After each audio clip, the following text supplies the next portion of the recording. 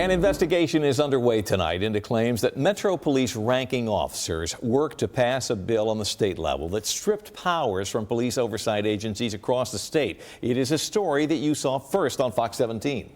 Now, Kelly Avellino speaking one-on-one with the whistleblower behind the accusations, and she's looking into what policies and trust could have been broken if the allegations are proven true. Nearly 135,000 Nashville residents voted to create the Community Oversight Board in 2018 in the wake of a Metro officer shooting and killing Daniel Hambrick that same year. I lost my son father because of you! Because of you! The officer pleaded guilty to voluntary manslaughter. And not a day has gone by that I have not thought about my actions.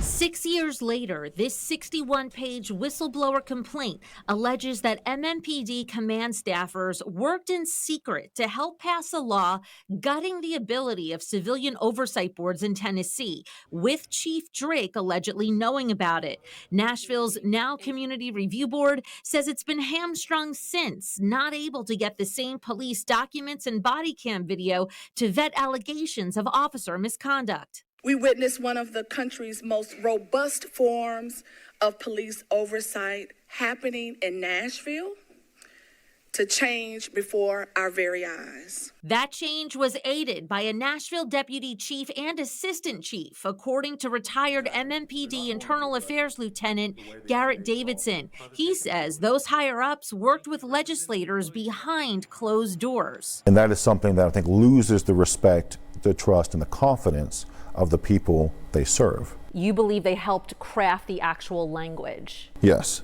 And it may not be necessarily everything, but key parts of it, because now they're basically able to tell the CRB to go pound sand. Davidson says one of the command staffers was even presented an award, an engraved star in front of MNPD's entire Office of Professional Accountability. OPA star, I think, is what it said. Metro Police reject any claims that officers were involved in crafting or lobbying for the legislation. A statement from MNPD also says the command staffer thought he got the award for his help in resolving various issues in the relationship between OPA and the COB. The whistleblower complaint sparking backlash in the community. If it is the case that our police department conspired with our state government to undo and undermine the will of the citizens of Nashville, freedom has not been experienced. Amen. Mayor Freddie O'Connell agreed to calls for an independent investigation, now headed by former Memphis U.S. Attorney Edward Stanton.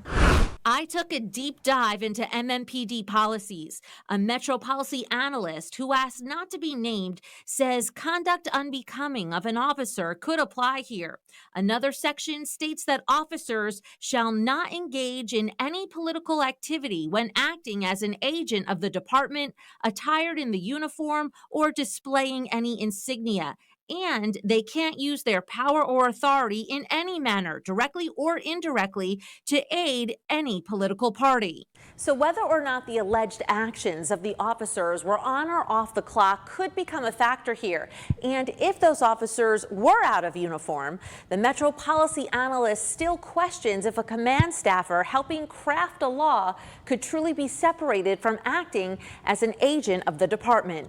I reached out to the Nashville Fraternal Order of Police, which declined to speculate on any policy violations since they believe the allegations are false, something many are hoping this independent investigation will shed some light on. When there's concerns about what's being done behind closed doors, it unfortunately legitimizes a lot of the concerns that are already out there in the community about whether or not the police can be trusted to police themselves. Kelly Avellino, Fox 17 News, your Code Red station.